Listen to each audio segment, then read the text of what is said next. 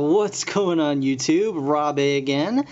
And despite the berating, yelling, cursing out, and overall just really hateful things left on my previous reviews, here we are with another Tenkai Nights video review. So there's been a lot of debate on how I have pronounced Tenkai Nights in the past, and I admit the first time I did a review I pronounced it 10K, and that was an accident, and I do apologize. But the reaction I got was so strong that I kept calling it that just to really bug people, and it's been kind of shocking to see how off the deep end people get about how this is pronounced.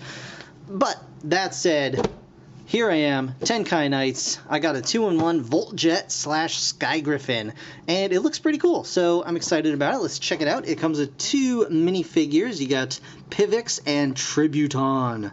I think I have maybe I have Tributon, I can't remember. But you get an action brick, 2 minifigs, and you get a crazy shape-shifting Griffin brick, which hopefully is a little tighter in the joints than the horse one. Either way, I like this Griffin. I think it looks pretty cool. You can see over here on the back, it has 97 pieces. Wow. You get the Voltjet and the Sky Griffin, and this retails for $30 with 97 pieces, and that's a tough one to swallow. So hopefully this is going to be pretty cool. But so I'm going to go right ahead and build it. I'll start with the jet mode, I think, and then we'll take a look at the Griffin, and I'll be right back with that. So I'll see you guys in just a second. Alright guys, so here is the Voltjet part of the build, and I think what we're going to do first is we're going to take a quick look at the Tenkai Nights themselves, and we'll start out with this guy right here, Pivix, which is kind of a bummer, to be honest with you, just because, alright, he's the standard, they're all the standard if you are unfamiliar with the toys. You get your little guy, and basically you can flip up the little chest piece, just like so, and flip up the arm bits, like so, and now you can flip up the legs, just like that, and then just tuck in the arms here, and you've got basically a building brick with 4 studs by 2 studs.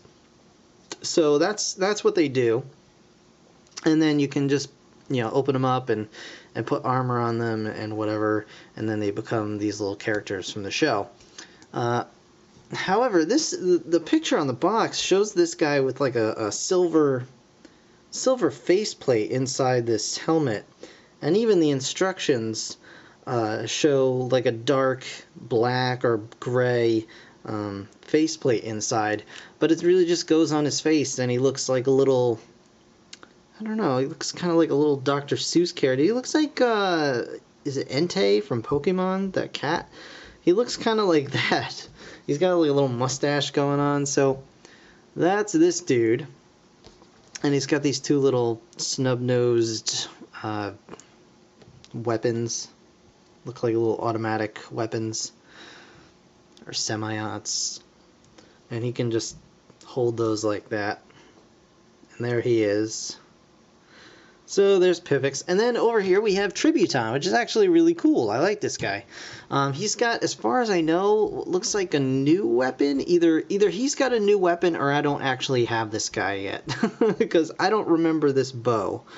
Either way, it's pretty cool. It's a little bow thing, and he's also got his shiny blue cape, which is nice, and a little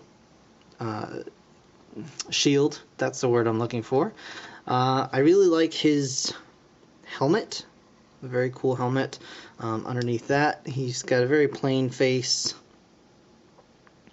and a little design on his chest there, so very cool. That's the little Tenkai Nights themselves.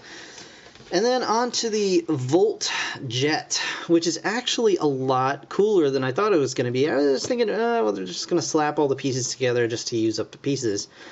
And that's pretty much what's going on here, but it actually looks really cool. I like it from pretty much all angles. I think it's really slick looking. They added these bits to the bottom, so it's actually very swooshable. And as you can see, they used the pieces pretty nicely. Here's the action brick. It's on a ball joint, and you can move it around and break it right off. So I'll just show it off to you real quick.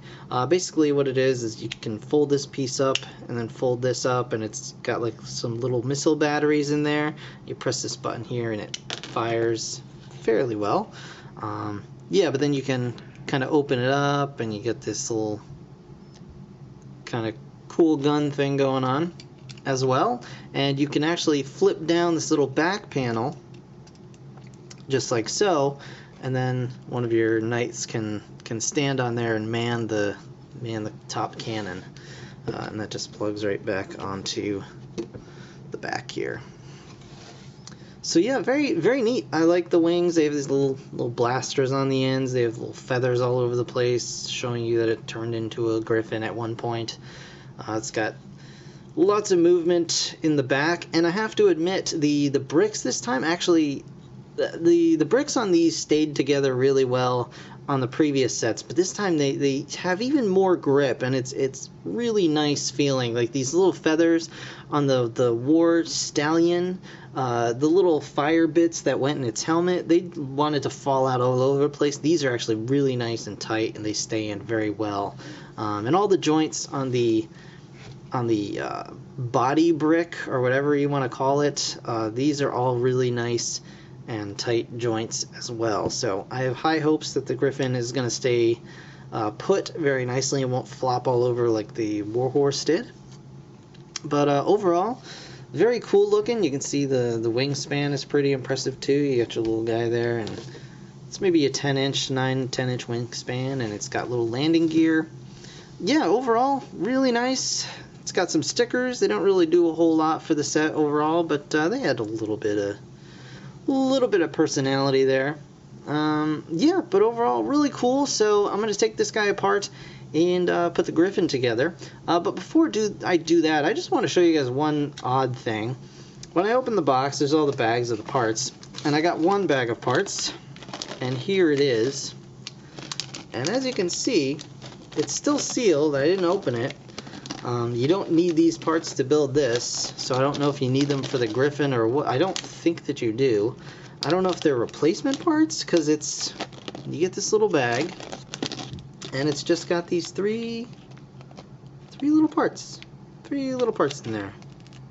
Nothing else. This whole giant bag that could have fit both of your little minifigs, plus probably the weapon brick. And it's just got 3 parts. But I'll be back with the Griffin. I'll see you. Okay guys, so here is the Griffin mode. And I gotta say, I kinda like the jet better. So it's an admirable effort. Let me go over it real quick. He's got the same kind of gun on top, the same mounting thing.